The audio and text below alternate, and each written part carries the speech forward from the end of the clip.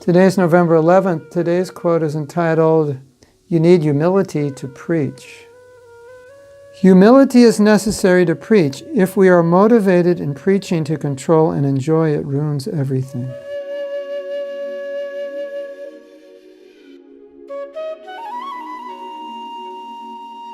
Today's quote is a little bit like yesterday's quote in that it's talking about the motivation behind the preacher.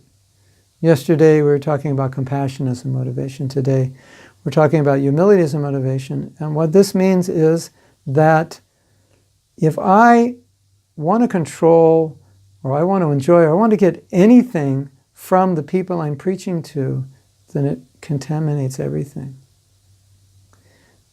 Someone who's teaching Krishna consciousness is meant to be in the mood of instrument. I'm just an instrument.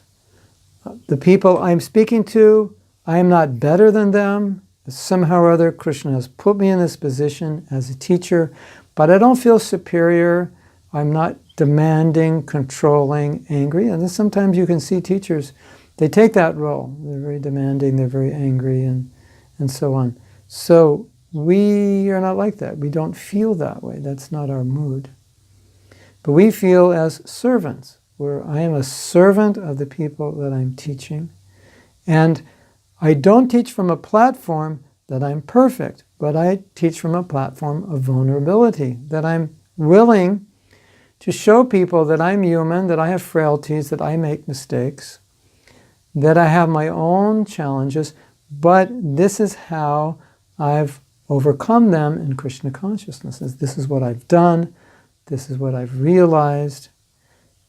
That's how we speak about Krishna consciousness.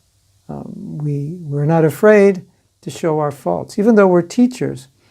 But we still show, well, I'm like you, or I was like you, or I am working. I'm a work in progress. I'm trying to become better. This is how I've applied the process of Krishna consciousness to those challenges.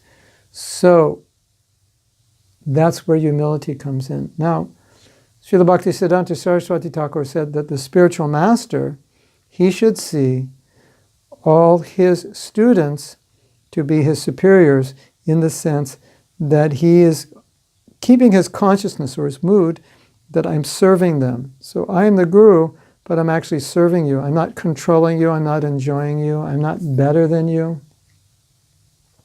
But I have a service. Krishna has given me this service. It's my duty to serve you. And so that's all I'm doing. So I kind of see myself in a lower position. So we can see in these ways that humility is a very important and fundamental aspect of preaching. Another aspect we've seen very clearly in our movement, that Krishna empowers the humble devotee because he can trust the devotee who's humble. Krishna doesn't want to give you some power that's going to go to your head. He doesn't want to give you a power that's going to cause you to deviate, to give up your Krishna consciousness. He doesn't want to give you a power that would cause you to exploit others. So the more humble we are, the more Krishna can endow us with power. Because when we get that power, we can utilize it for Krishna, but people are going to honor us because they're going to see there's some Shakti there. There's some Krishna Shakti Vina Nahi Tara Pravartana. You need Krishna Shakti to preach. People are going to see that Krishna Shakti coming through us. And if we're not humble, we're going to identify that Shakti as ours. And we're going to think, yes, I'm powerful, I'm great, I'm a great teacher, people like me, and so on. And then Krishna's going to say, okay, the party's over. If that's how you think, I can't trust you. But if you always realize that the power is coming from me, you remain humble, you utilize it in my service, you don't utilize it for your own aggrandizement, for your own glory, then I'll give you more, and I'll give you more. And I know, I'm confident that you will use it, and you won't destroy others, and you won't destroy yourself, because definitely we can destroy ourselves through pride. So if Krishna gives us power, if we're successful, just accept it as Krishna's mercy. Say, thank you, I appreciate that. And I always want to remember that it's your power, it's not mine. And I always want to be an instrument in your service. Hare Krishna.